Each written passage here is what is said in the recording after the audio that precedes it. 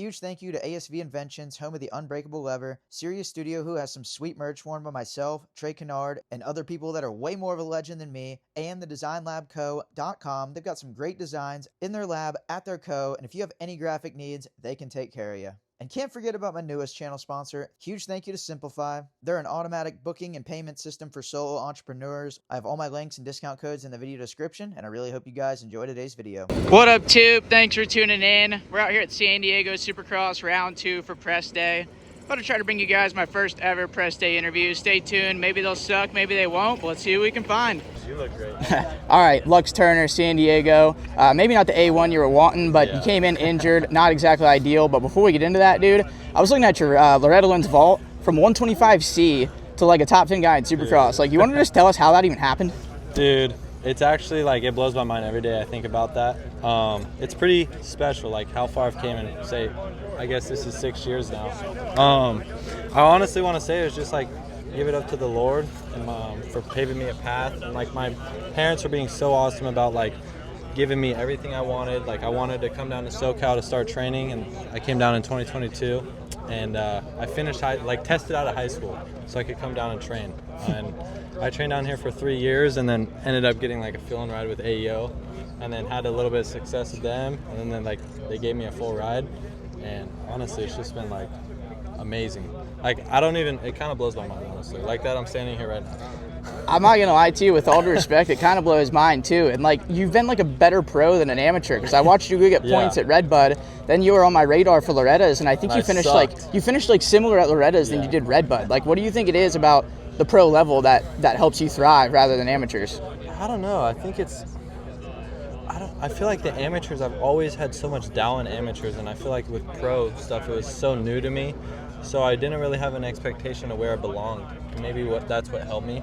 And now, obviously, like, I would say I'm a top 10 dude now. Obviously, like, not right now, but hopefully back it up this weekend. I don't know. It's pretty special. No, for sure. I am honestly like lost of words. I don't really know what to say. I'm just grateful for it. No, it's super impressive. And when you keep putting in performances and showing people what you've been doing, more people are going to be trying to talk to you. But unfortunately, coming in injured, you were crushing the Australian series and ended up going out. How was that experience for you? Oh, dude, it was so awesome. I feel like what I learned in Oz is going to help me for the rest of my life. Like, just the mental strength, believing in myself, learning how to win as well. Obviously, like, getting hurt, learning how to take adversity. I'm pretty grateful for it. Obviously, it sucks that I got hurt, but I didn't even think I'd be lining up to race A1, and somehow I was able to. And obviously, A1, like, 15th, that sucks. I'm not happy with that, but I honestly took it as a win just showing up there and being able to race. So from here on out, we'll just keep building. 100%. And last question, by what round do you think we'll get to see the real Lux Turner? Because in Australia, that dude was lethal. I think once I'm able to take this wrist brace off, it just hinders my riding style. Like, the way I ride, I feel like very forward in the rhythms, and I can't do that with my wrist brace. So once I'm able to take this off, we'll be back. But hopefully we see the real Lux Turner this weekend. Let's go, dude. We'll be rooting for you. No excuses, right? Yep. Good luck. Thank you. All right, we got PRMX, dude. He's blasting. Bitchell Harrison. That's the only time I'm gonna call you that. I'm not even gonna bleep it, but you're like one of the only guys, like non-factory supported guys, to make the main at A1. Like, how'd you feel about that start to the season? Because I thought you rode great. I thought I rode great all day. I mean, maybe the main event didn't go that well, but I thought the whole day went pretty solid. Maybe a little bit of jitters, and could have rode a little better, but yeah, we made it in the main. It was stacked, and I think that was just a great accomplishment, and just to get, go on to the next round. We have 16 of them, so that's a good start. Dude, the guy's kind of holding it down for Kawasaki. Last summer, you kind of had Jorge covered. Now you were one of two, I think, in the main event. One of three, excuse me. Like, are you guys getting any support? Are you just PRMX Privateer Nationals? Like, what are we looking like there? I mean, I'm not told much. I mean, I feel like they might help us a bit. Like, I feel like with Chase being at Chambers' place, like, I get to talk to him more. So who really knows? All I know is our bikes are phenomenal. And yeah, Freeze beat me, so that was kind of bad, because I should be at least the second rider if Garrett's not getting in. But yeah, it was a good year last year and starting out to be a good year this year. I love it. And then we had a busy off season, dude. You went to like 17 different continents, but you had to have raked in some good money with some per race payouts and show up money. Like, was it a good 100%. off season for us financially? Do you think it helped you coming into this season, staying racing and staying sharp? But you were also on a lot of different bikes. Like, how do we feel about all that? It was an experience. Would I do all of that again? No. But yeah, I mean, I made really good money. Had a great time. Could I have done a lot better? Yes. But I think it was, a bit of a challenge, going back and forth from a Kawasaki and a Yamaha, and even Kawasaki's that I'm not used to. But it honestly made me kind of mentally stronger, like going from time zone to time zone. So like, going 3 hours back to the east to here is nothing to me. So I think that was about it. And then I'm continuing racing. So going into A1, I wasn't like, oh, A1. This is, no, it was a good, it just felt like another race for me. So you were warmed up and good, but you weren't fried out from the travel or anything like that? Oh, I was about there. Yeah. I was about fried out. Luckily, I have a good trainer with Ryan Rowe of Torque Fit. Like, he really helped me out there. The team really let me ease back into it. They didn't give me too much shit. But yeah, we took it pretty easy. We didn't have like a gnarly off season. I was just always in race shape. Nice, I like it. And then last question, moving forward, what are our goals? Are we trying to break into the top 15, inch towards the top 10? Because I know Mitchell Harrison, the dude has always had insane talent. I mean, you've battled and beaten factory guys that have factory rides right now, like your whole life. Like, where do we think we can end up? I think 12 to 15 is always my range. It's that's where I would really like to be. I know it's really that tough right now, but I would be very happy right now in my career to be around there. I think outdoors for sure, that's more the goal. I think now maybe more close to the top 10 in outdoors, but in Supercross, top 15 is always really my goal. So everybody says I'm not really a Supercross guy, but I like it and I want to be good at it. Nah, screw them, dude. Nobody knows anything. The keyboard warriors, it's all in their contract. Have brain cells missing, dude. You're all good. Exactly. I'll be rooting for you. Good luck this weekend. Thank you. All right, now we're here with PRMX teammate of Mitchell Harrison, Cade Clason. First of all, not exactly the start you probably wanted at A1. You weren't able to get in the main, but my question is, were you at least happy that you didn't have an 820 Suzuki just road blocking you, hitting the whoop slow, and then stuffing you in the corner after? This is your chance to blow me out, dude, right now. If you've never heard about the Cade Clason Mapper Keen battles, was that like 2012? Minios Supercross, where you and I were doing everything we possibly could to take down Jordan Smith. And every moto, he'd just pass us on the last lap because we sucked so bad. A1 was fine. I mean, it sucks not being in the main where I want to be, but it's better than being on the ground or doing something stupid. The track sucked in practice for the second one with all the wind and shit, so... Did you happen to see the tough blocks flying across the track mid-practice? I missed that. Are the new tough blocks like more aerodynamic? Like, do they fly easier? I'm going to assume that because they're lighter, they're going to blow even worse. Oh, man. But that was the worst wind I've ever rode in. It was crazy, right? It was like milestone back in like 2015 for me. Yeah, it sucked. So the track got shitty. The tough blocks were flying all over the place.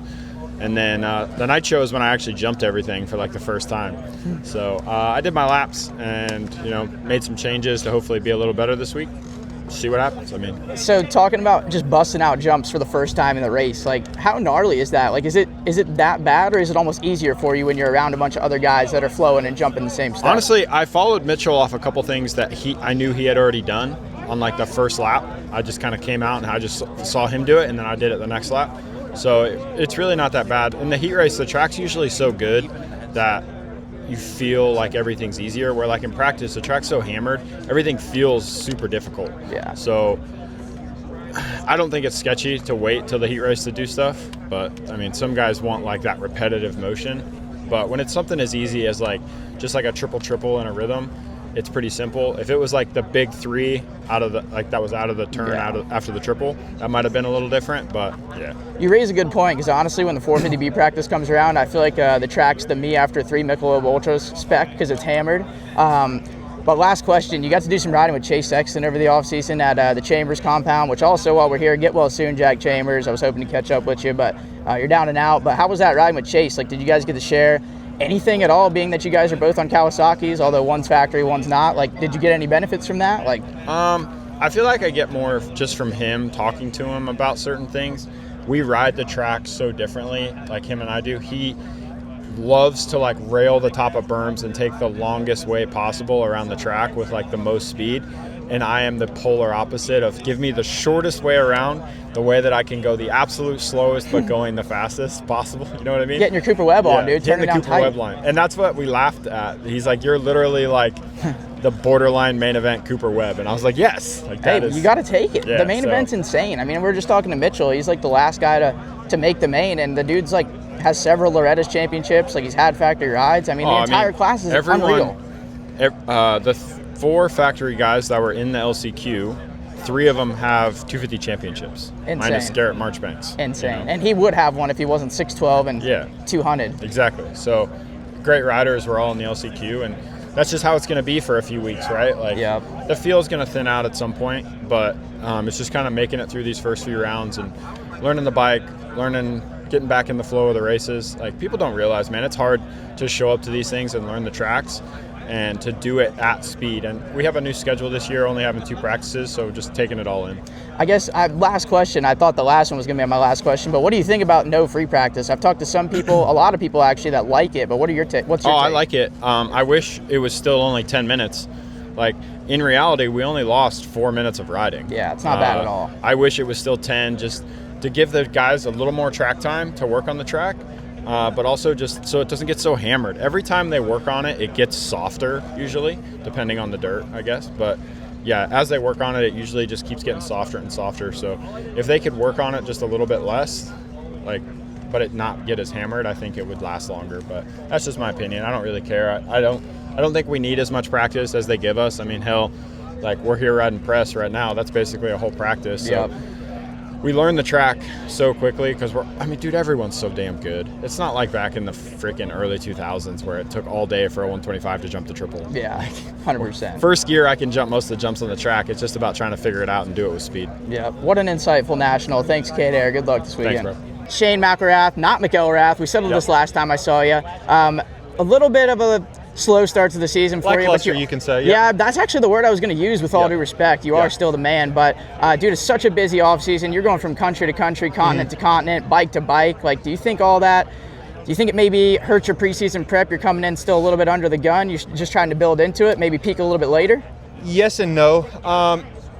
Obviously, that's kind of the result of the circumstances where I'm at. Trying to make a living still. It's that's, I guess, always what I'm trying to pursue, and that's going racing where there's opportunity available. So it's not ideal. What was good about it is being on the same team, staying with Quad Lock Honda, and this year, like, our bike was pretty much the same. We made a few small changes to where our engine is actually a little bit faster. So this week I actually spent time slowing it down a little bit so that I can ride it more aggressive. And yeah, honestly, this year or A1 specifically, I mainly just wasn't present. It's like the A1 hype, like, it got me, and I've never really struggled with that coming into A1. It's like you're spending your off season like putting in the work, and then so you come in like tunnel vision almost. Whereas this year I didn't, and I think that's mainly from lack of time, which leads to lack of confidence. And but yeah, honestly, we weren't far off at A1. It just, I got super bad arm pump. And everybody's so tight, man. If you're a couple tenths off, you're like 5, 7, 8 spots back. Yeah. So I actually had some decent speed in the main, and I went forward quite a bit, and then I got arm pump and then went straight back.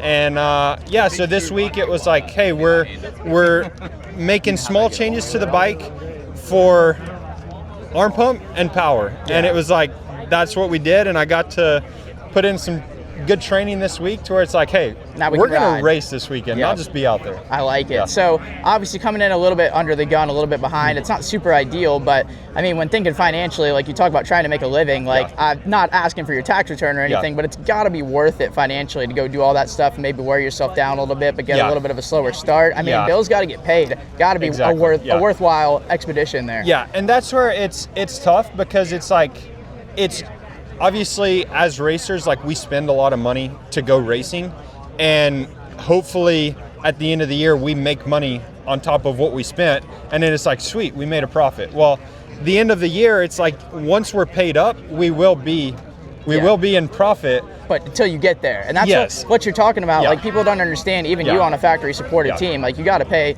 obviously, for a place to live. You got to pay for a trainer. Like, there's costs that go into it, even if you do have a supported deal. Yeah, and that's where it's like a lot of the purse money we made in the off season, like, we haven't got that. Yeah. But when we do, it's like, hey, we'll be in the green to where it's like, okay, that was a good year, to where it's like we're not like scraping by to pay our mortgage. But we're also like, now that we're in the Supercross season, we've booked our flights out through Daytona. Yeah. So it's like, hey, we've had to front the cost. We've had to front the cost for the last 3 months also, while not really getting everything that we've earned in yet. So there's a lot of moving parts, and it's like we operate on a very thin margin, which I don't think most people understand that. It's like, hey, dude, you get paid every 2 weeks from your job. You got benefits. You got weekends off. Like, dude, you are absolutely living. Dude, and this is actually awesome insight. I feel like the people are going to love this because it doesn't get talked about that much, but it's still like everybody thinks it's sunshine and roses, but there's a lot more to it than that. You guys are gritty. Exactly. And that's something where it's like, my wife, she travels with me everywhere. So it's like, that's something that we have always committed to, which, I mean, we're a team. It's like, it takes a team to do this, and that's something that we both understand. We wouldn't want to do it without being with each other. So obviously we have added costs with that, but it's like, that's part of the cost that we count. So it's 100%. Like, hey, we work as a team. We continue to press on, and we're trying to keep going. Hey, the support system's a vital part of the program, Shane. Thanks for your time, and thanks for the info, man. That was cool. Good luck this weekend. Thanks. HBV, Max Handbrake Vohland, dude. Not maybe exactly the start you wanted to the season, but you showed some speed, maybe just a little bad start in the main. I saw you at the Yamaha test track this week getting in some work with CR22. Yep. What did we change? What did we fix during the week, and how we feeling coming into SD? Yeah, feeling good actually. You pretty much hit it on the spot. It wasn't my greatest result, wasn't my greatest riding, but it wasn't bad either.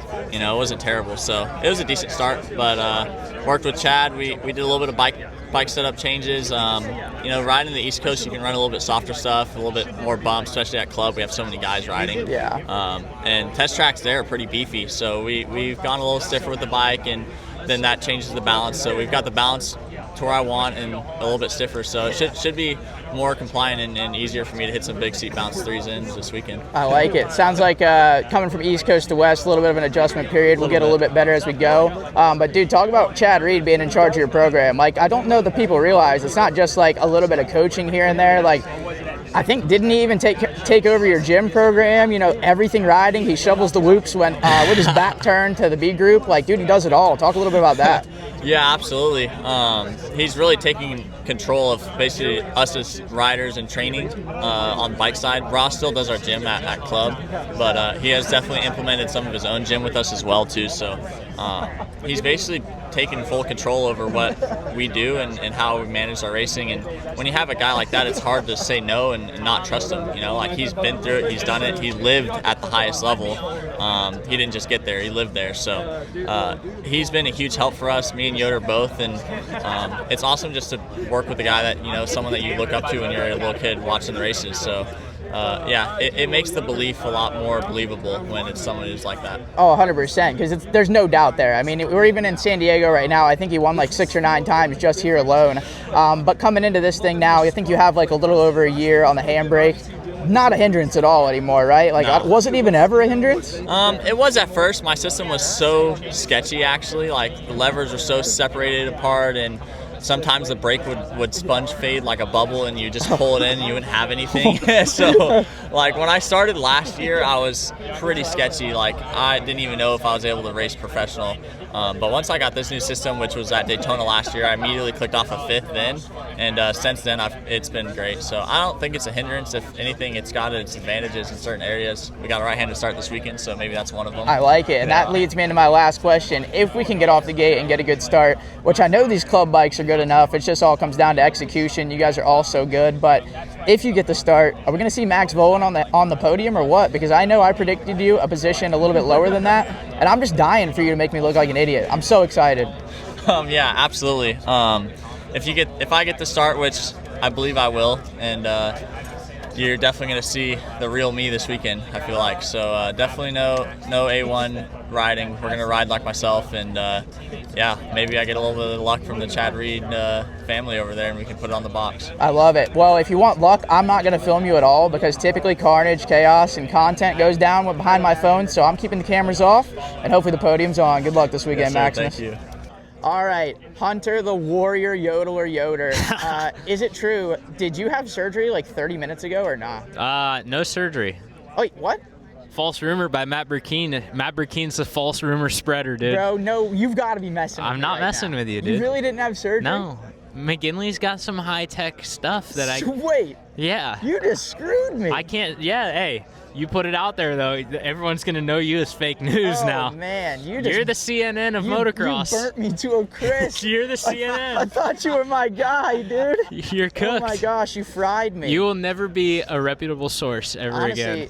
Twitter's coming for you. More than likely, I'm going to get my credential pulled during this interview. Yeah. I think, yeah. Somebody from AMA is coming right now. So seriously, though, like no surgery? No What? surgery. So we're feeling good? Yeah, we're feeling good. We're feeling better. I got a little bit of a McGinley tune-up. A tune-up never hurts. No surgery. Little oil change? Little oil change in the menisci. Got that thing drained. 40 cc's out of there. We're up to 90 cc's So out you're of the only knee. on a 210 this weekend? 260. Oh, 260? Yeah. Dude, if you're going to cheat way harder. The 270 bogs, dude. Bro, run a 310. Do something. Yeah. Max is down. Max is down to clown for sure. Nah, we're feeling good. I know Superfan's back home. He's rooting for me right now, and obviously I got my guy Burkeen out here with me. So, that gives me a lot of comfort. Having Burkeen out here with me, it just makes me feel at home. Another day at Club MX, dude. Another day at Club MX. Oh, the boys are ready. Looks like you guys are right. Maybe I'll catch up with you later. The Let's Press go. Day National.